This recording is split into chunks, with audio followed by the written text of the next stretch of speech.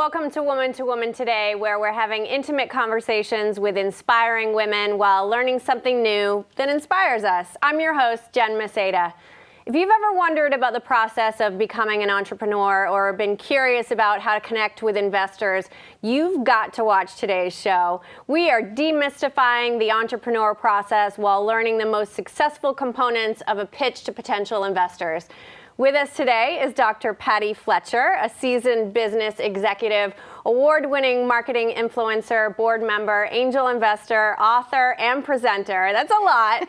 She writes for Inc., Huffington Post, The Guardian, The Digitalist, and has contributed to and been featured in Time Magazine, Forbes, Fortune, Newsweek, Economy, The Muse, WGBH Greater Boston, and many more. Patti's true passion is working with entrepreneurs, though, because she believes they are driven by a greater purpose for innovation that makes the world a better place. So today, we're so fortunate. Patti will be talking with us about the role of women high-growth entrepreneurs in the future of our country. So thank you for being with us today, Patti, on Woman2Woman Today. Thank you for having me. Absolutely, we appreciate it. So break down just the first thing for us. What is an entrepreneur? What essentially is the definition, some characteristics? Sure, and there are two different types of entrepreneurs. I work with high growth entrepreneurs, but there are two different types. So there's the entrepreneur, the mom and pop shop, fitting a very specific need for a smaller audience of people or smaller market. They don't tend to need external investment beyond friends or family money or perhaps a bank loan. Okay. I work with high growth entrepreneurs that are solving a very big problem that a lot of people care about. It tends to be something where technology has a huge play simply because of scale, whether that's how I sell, buy, or create my product. Okay. And where do you do this? Essentially, you go all over the world. I know that. And you're a keynote speaker all over the world, and you're consulting. Yeah. But we're going to talk today with two entrepreneurs. Tell us where they come from. Absolutely. So I'm an ASTIA angel. I'm an angel investor. I've been on the board of ASTIA, the nonprofit, for a number of years now.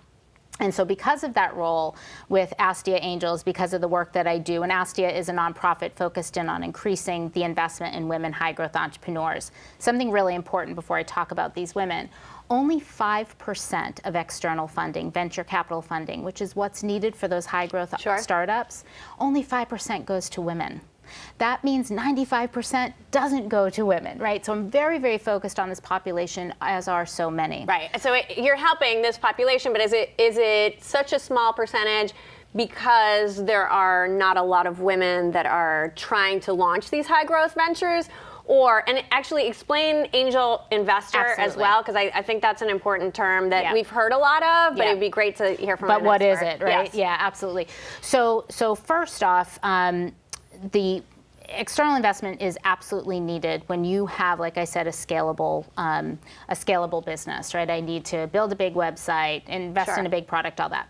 So you typically go the route of friends and family first, your own money, your friends and family, and then you need seed money, which depending on how much it is, typically less than $1 million, you'd go to an angel investor. They're called angels.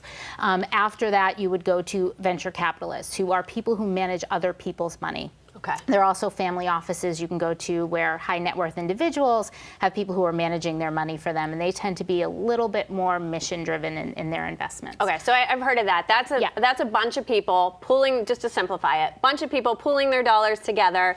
They might make a decision, but essentially whoever's managing it is making that decision of where those dollars go. So for VCs, yes, but it's private, but it's private money, right? Okay. So from different funds. For family offices, it's wealthy people, wealthy families. Sometimes it's one family, sometimes it's a few. With angel investors, these are individual investors. A few years ago, you could be an angel. The law was just passed where you could become an investor if you made at least $250,000 a year over a number of years. So per year over a number of years. So that opened up to a lot of people to be investors. A lot of women like myself who have money and I want to reinvest. Angel investors go in groups and they pool their money together and they can opt in or opt out of any investment. So because of this role, everybody follows the money as they should, right? So because of this role, organizations like Babson have contacted me and work with me as a local here in Boston. I tend to work everywhere else. Lots of stuff on the other coast in the Silicon Valley, like you said, lots of stuff in Europe and other places. But Babson has this wonderful program called WinLab. And it's about women innovators. It's been, I think it's in their 5th year. They have 63 startups that are still part of the ecosystem that's huge out of, I don't know, 72 or something like that, right? So a really good thing. That's where these programs, that's where these folks are coming from. This year, in addition to their Babson Boston location, they also have a location down in Miami that's been funded by the Knight Foundation. So I think they have like 23 startups there. You have to try out like any other accelerator. Actually, I'm wearing one of the dresses of one of the businesses from down there. Bammies is a company started by these 2 amazing entrepreneurs who believe friends don't let friends go to work in yoga pants. Nice. So yeah. So comfortable but stylish. Exactly. We love that. That's right. Well done. That's well right. done, Bammy. That's great. That's well done, exactly. So we're going to be talking to 2 entrepreneurs from the Boston program. Okay. Who'll be talking to us and pitching to us. And I'm going to play the role of investor as well as coach, because one thing that we know about the entrepreneurial ecosystem is nobody gets to the finish line alone. Right. So there is a whole ecosystem, people who are business creators, people who put other people together, people who invest, lawyers, right? There's an entire ecosystem. Sure. And that's really what an entrepreneur needs to make inroads in. Right. That's going to be really exciting because just as a lay person, not yet an angel investor, but definitely interested in being a part of that ecosystem in some way, like this, highlighting the activity, but then also highlighting women that are getting it done. That's right. And inspiring others. So you said 95% to men, 5% essentially to women. And the reason for that, right? You had asked about that. So going back to, isn't it wonderful that we've been opened up to be angel investors? VCs, I think it's something like 4% of venture capitalists are women. We have this problem in venture capital. It's called meritocracy. So if you go to the Silicon Valley, they love to talk about being a meritocracy. Oh, we make dreams come true for everybody. It's not true, right? We look and see, I invest in someone who looks like me, thinks like me, acts like me, right? And whoever I'm comfortable with. Whoever I'm comfortable with, right? And tends to look like the person in the mirror. Right. That's a problem. So when you only have 4% of investors who are women, number one, that's a problem. Number two, there's also still a stigma. Oh, you're one of those women. Right. We have to beat that down. Right. It's crazy. Absolutely. Yeah. So Babson, 5 years ago, had this great idea to invest in this essentially, put curriculum towards this, and really draw this attention. I mean, I've seen some statistics that the fastest rate of entrepreneurs comes from females. They have these amazing ideas, as we're going to hear today. And we hear about them all the time. One of the ways that we do that is, this is my first experience with asking questions and venture capitalists, is Shark Tank and Mr. Wonderful. I'd always go with Robert. But occasionally I believe Mr. Wonderful has a place. But really, that is helping, I think, the public to understand that anyone can do this. And there's so many people with so many great ideas. The one thing, so how do you beat it down? You said we've got to change it. How do we do that? So a few things. One, come together. Right. So with these angel groups, it's wonderful. And the angel group I'm a part of is a mix of men and women, mostly from tech. We invest all across the board, life sciences businesses, all the way to kind of fashion tech and everything in between. Is it tech because that is essentially the product lines that are Oh no, we invest in anything, but the investors are tech because that's where they made their money. There you go. Right, so that's where their background is.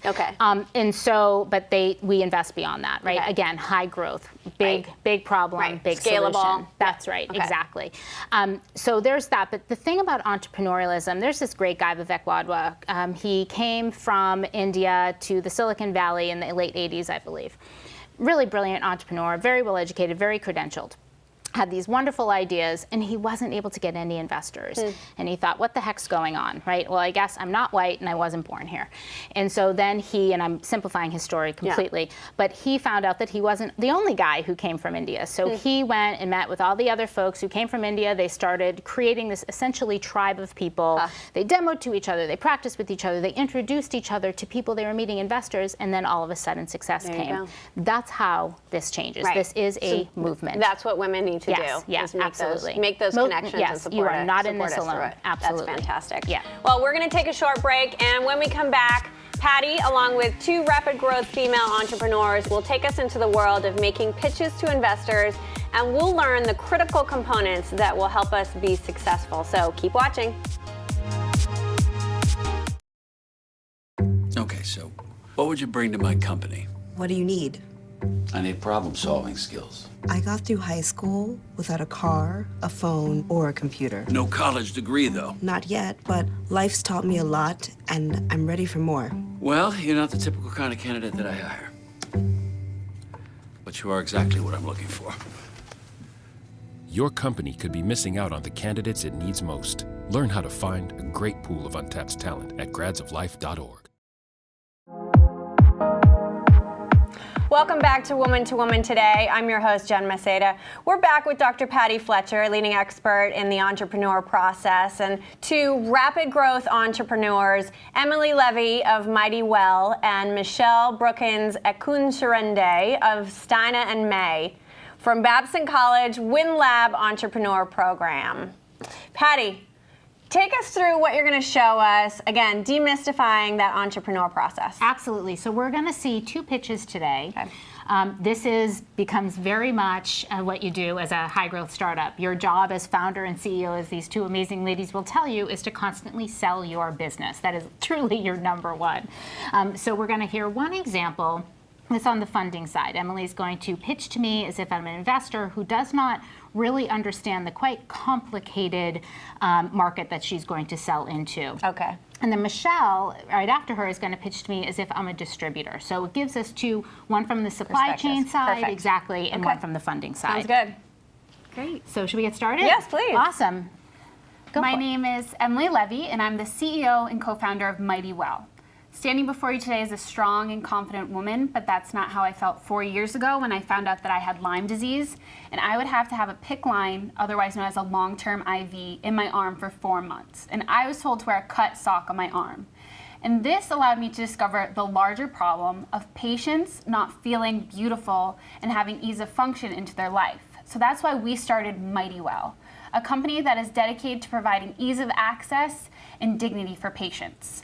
Our first product is a PICC line cover so that patients are able to do their treatment without anyone having to see their insertion site. And we are breaking into the $40 billion global medical fashion market. Now, 117 million Americans are faced with at least one or more chronic illnesses each year, but yet they have nothing to help them look and feel their best. This is a market that Mighty Well is going after, and we are inspiring all patients to live mighty well. Thank you. Awesome. That was fantastic. That was great. That was great. That was fantastic. Have you done this before, I know. Emily? Yes, I have. My friends call me the pitch Yes, queen. that's right. That's right. Yeah, but how many times did you have to practice that? Oh my God, you should have seen me a year and a half ago. You know, this is literally pitching everyone you meet, and I always tell people try different things because, you know, what may work for Patti may not work for, you know, someone you meet at the local deli who asks, what is that thing on your arm? Yes. So it's just a matter of practicing again, and, you know, knowing it as more of a conversation than as a scripted language. Absolutely. And the start of a conversation, Yes. right? So in this particular case, what would you want from me? I am looking for an investment. That's right. I should have had an ask. Yes, yeah. Should have had an ask. Yeah. But in this case, I'm looking for an investment. Right now, we're raising our seed round, and as an angel investor, that is exactly what I should have done. Right, exactly. So I saw Emily, maybe a little under a year ago? Yeah. Maybe about a year ago, and your pitch is amazing. So all of that practice has really happened. And a few things about when you're going for investing, and we've talked about this, and I've talked to other entrepreneurs, is absolutely get your pitch right, know who your audience is, and you do, and you can see that honed, but it all comes down to building relationships. Yes. And that's the point, right, of this conversation, is start to build a relationship and connection with me. Exactly. Your product is very complicated, right? It's very simple, but very complicated in that's a very complicated world to sell into. Right, and we're learning that. And you're learning that, right? And so I, as an investor, know that. So one of the things I think would be really great to have as part of your pitch is, how have you broken into it? It's a huge market. I had no idea. What slice of the pie do you think you're going to get? And then how are you going to get there? You've built such an incredible ecosystem of nurses. Yes. You now have something happening, is it Children's? Or? Boston Children's, Yeah. we're piloting a study to prove that our first product reduces infection rate and pulling up the line. Right. So we're thinking of having more of a stylish route that we sell online, direct to consumer, and then a generic line which we can go directly into the hospitals. See, that's amazing. One thing to remember about investors, this is really, really critical, and you know, I talk a lot to entrepreneurs about this. I am an investor. I'm actually not in the investment business. Yep. I'm in the making money business. Right. And I want you to be able to get me from the money I give you to the money I get from your exit. And there are two ways that you exit, right? Two ways I'm going to make money. Either you IPO or you get acquired. I don't make money off of any sales, right? That's just not how it works. So I need you to bring me there and include that in, right? So those things that you've established, the relationships with the nurses and that program with children's, huge. You're showing me that you're breaking down barriers. How much does she ask for? I mean, how would she know? Is it because she knows you as an individual investor, or is How there does she come to the money? kind of yeah. And I will say, and we've talked a little, if it's okay, sure, go ahead. So we talked a little bit off camera about this. Women don't tend to ask for enough money. Right. Okay. So how we get to in that a lot of different ways? Sure, we do. Actually, jobs, yeah, right, exactly. We undervalue ourselves. That's right. Okay. The Diana Project from Babson and E&Y actually found that entrepreneurs pay themselves significantly less than male entrepreneurs do. So we do it to ourselves. But aside from that, so what's critically important about the money is if I give her money, I want to know what she's going to spend it on, right? And then how is that going to get her to this? To the end goal. Right, exactly. Okay. That's exactly right. So also, which brings me to that, I'm not sure I quite understand. I know the market you want to get into. What I'm trying to go is, and what are you going to do when you get there, right? Okay. So it's 5 years from now. Are you this percentage of the market? Do you have a line of things? That kind of stuff. And so that's really tells me, okay, so she's going to ask for this amount of money because she knows that here are the 3 rungs of the ladder that she needs to climb. So how she's going to use that money? Is it going to be in R&D? Is it going to be with suppliers? Like where in the supply chain is that going to be used? Okay. I hear a lot for marketing, like websites, and also for the amount of product that you have. So you can actually deliver on some of the promises that you've made. And marketing really depends on the business. So you're as much building a brand as you are anything, and we'll hear that from Mishell as well, right? So that does mean, if it's that does mean I invest in a marketing component, right? Probably too early for a head of marketing, but certainly to work with an agency or a third party of some kind, build your brand, and go to the trade shows and do all the stuff you need to do, right? Get some of the nurses to speak for you, be your advocate. And that's what we're starting to do, but we really do need that investment to be able to, the brand is also myself as a patient, selling me and why people should follow us along. Right. Does that make it more authentic when you're telling a story essentially of yourself where you can feel it, you can really show the passion of it, and you're solving a problem that you've realized, which makes it so much clearer. The other thing, which is really crazy, is although I have a purse and a bank account, I'm also human, right? And so I want to connect on that, and I do think that's important, but it's also important that you told me the business story. Yes. Because there are plenty of investors who are not going to relate to this, right? I don't know anyone else besides you walking around with this port. Right. So super important. That's great. Yep, super important. Thank you so much. Thank you, Mishell. Well done. I'm sorry, Emily. Well done. And just want to say one more thing, sorry. Emily did win a really exciting award at Babson. She got the $250,000 Babson Breakaway Challenge. She pitched and she won it, and we are thrilled for her. Thank you. That is so awesome. Well on your done. way. What's the percentage of females that typically, go into entrepreneurism, and what made this something that you knew you could do, essentially? Growing up, my family always had businesses, but I didn't know they were entrepreneurs. And then when I got a scholarship for women's entrepreneurial leadership through Babson, I started to learn, okay, what my family's been doing is entrepreneurship. And I always knew that I wanted to work for myself, and it wasn't until I had this problem myself that I realized, okay, this is it, and I need to tackle this. Yeah, because no one else is solving it, and that is the number one thing, and we'll hear that from you too, where there's a big gap in the market. I'm not the only one. Nobody else is filling it. One more thing, just before I forget. I really wish you had mentioned your relationship with the manufacturer and who they are. That's very important. Again, it's one less thing I'm going to have to invest in as an investor, and it's super important. Great. Okay. Thanks, Emily.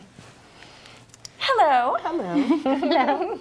So here we have Mishell. And Mishell, I'm going to ask you to pitch to me as if I were a potential distributor.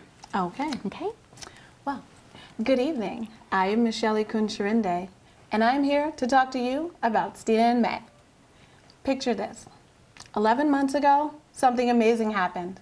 I became a mom. And I also became a bag lady.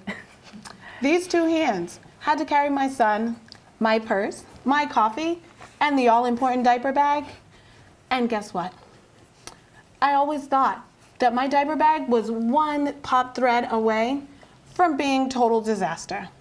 So it was at that moment that STINA&MAE was born. STINA&MAE is a motherhood accessories company geared towards giving moms a stylish, affordable, and functional way to carry everything that motherhood asks of you. Our bags are made right here in the United States, so quality is our #1 concern. Also, our bags are made with vegan leather that have antimicrobial technology, so no mold, mildew, or any gross things will grow on the outside of your bag. We also have purse feet on the bottom of the bag, and every mom knows they do not want their diaper bag to touch that gross public changing table, so we try to keep mothers in mind. And being a mom, I understand what they need. I currently live that life 24/7. And so our bag, when you need a hands-free moment, is convertible. It goes from a tote bag to a messenger bag to a backpack. And the great thing about our bag is that we are priced in between Fisher Price and Kate Spade. So we're able to give our moms the quality, the style, and the functionality that they need at a great price. And so currently this bag here would retail for $219. We would wholesale it for $100. And then our backpack as well would do the same. And the backpack is right behind you. And That's beautiful. That's lovely. there we go. Thank you. And this is our backpack, and this would retail for around the same price as this one. And we have a diaper clutch as well. And this is for the quick and easy move on the go, for the mom on the go. When you just want to literally pack a few wipes, a few diapers, and go. Can I see that? You sure can. This And is it- my new evening I bag. know, I was gonna say. Yes, it goes from diaper bag to date night very Love it. easily. Yeah, it really does. Beautiful. Yeah. That's wonderful. I know you want to get into it, but as I was saying before we turned on the camera, I was using a diaper bag for at least 10 years after I had my child. So, I mean, this is a very minimal investment. Here, I'm selling your product for you. A minimal investment on the for a road with long me? time return. I would love to. That's awesome. I see a roadshow. So I just have to say, before I go into my comments and questions, I told you about this 2 days ago, right? And so, and your response was, what? So with that, you've done an exceptional job in 2 days. Excellent. But I'm a distributor, and I don't care about the majority of what you just told me. Okay? So when it comes to a product like this, which is a consumer-based product, there are 3 ways that you're going to go to market, right? 3 different ways, and you'll probably have a mix of all 3. So the first is direct to consumer, which you do through road shows that you can do when you guys, take your Website. trunk show on the road. Yep. Exactly. Okay. The website, that kind of thing. We take her. Exactly. And then there is going through stores. So you creating relationships, which I know is, people starting to connect with you, where she's going to individual stores and creating those relationships. The third is distributors. Right. So these are folks that have relationships with the big boxes as well as mom and pop shops, right? You have to kind of figure out what it is that you want. Like Babies R Us. Absolutely, Okay. absolutely. Large stores. Exactly. Okay. Yeah. Or some kind of a chain of stores, Got it. right? But and they're very, very incredible. And so typically you want, as an investor, I'm going to want a mix of those, right? If you Okay. go for investment. But as the CEO of a company like this, you're going to want to have that mix. So with a distributor, what they're looking for is a few different things, right? So what I was waiting for you to tell me is what's going to be my profit. Right? What's the cost to me To make. of stocking Right. and fulfilling? And then, is this scalable? In other words, is this it? Or are you going to branch out into other stuff? Is right? this your only product, or are you thinking about Exactly. I Do you should have have a emphasized line? umbrella- right. umbrellas Exactly. or- I should have emphasized so the wholesale price would be $100, and then the retail price would be $219. Okay. So your So you did mention markup that. would be a Right. little I didn't- over 60%. I got you. So, but was that for me as a distributor or me Right. as a store? That's what I was thinking Okay. too. I see Yeah, what you're saying. because I read it as a store. Yes, Right. as a store. As a Right. store. I read it as a customer that you were going to wholesale to me for $100. so you better watch out, because I'm amazing. expecting that bag for $100. Right, We got a right, couple of exactly. minutes left. Yeah, So yeah. what are the keys, and how do you find a distributor? We talked about that. Yeah, That's so really just one more critical. thing. I think you did a really good job of telling me the uniqueness of your product, but not in a way that helped me differentiate from your competitors, right? Because when you're going to a distributor, there's a few things that we have to remember. If I'm your distributor, I'm not your customer. Right? So don't pitch to me as if I'm your customer, and don't pitch to me as if I'm your investor. Also, how you pitch to me was as if you're on Shark Tank. You're not on Shark Tank when you're with a distributor, right? So just get real. All I care about is the money, money, money, money. That's true. So how are you going to find them? That's probably the number one question I get after, what the heck do I do, right? Is this a viable thing? And so the industry association, industry associations and trade shows are really where you want to go. This is where the things around relationships are so critical. The National Association of Wholesalers and Distributors is the place you want to be. You're going to go to their shows, you're going to join up, you're going to be part of it. And what you're going to do is look and see what your competitors are doing. Who are they working with? What can you find out about them? Where's their stuff being plugged? Who has the best relationships? The only reason you're going to go to a distributor is who they know, where they can represent you. Really important. I do think you should be looking at, like, was it Home Shopping Network and those folks as well. So try to get a distributor that has those kind of relationships as well. This is not a short game. It's a long game. Everybody wants to work with a distributor for obvious reasons. Sure, of course. Yeah. It's going to And get it's your product not out there too faster early to more start. Quantity. Great. Thank you for the Great advice. That's job. amazing feedback. Well done. Well done. Yeah. All right. Well, big thanks to Dr. Patti Absolutely. Fletcher and to Emily and Michelle. Thank you so much for so being much. here and sharing your amazing story and sharing your journey with us too. Big thanks to Patti Fletcher for demystifying the path to becoming a successful entrepreneur, and to Emily Levy of Mighty Well and Mishell Brookins-Ekunsirinde of STINA&MAE for sharing your brilliant ideas with us. We wish you much success. Please remember to follow, like, and subscribe to Woman2Woman Today on Twitter, Instagram, Facebook, and YouTube so you don't miss a show. Thanks to the entire team at Access Framingham, especially Shavarsh Morrissey and Francesca Cerruti Harris. Thanks also to Jess Briswell, our assistant producer. I'm Jen Maseda, your host of Woman2Woman Today. Thanks for watching, everyone. See you next time, where we hope to inspire you.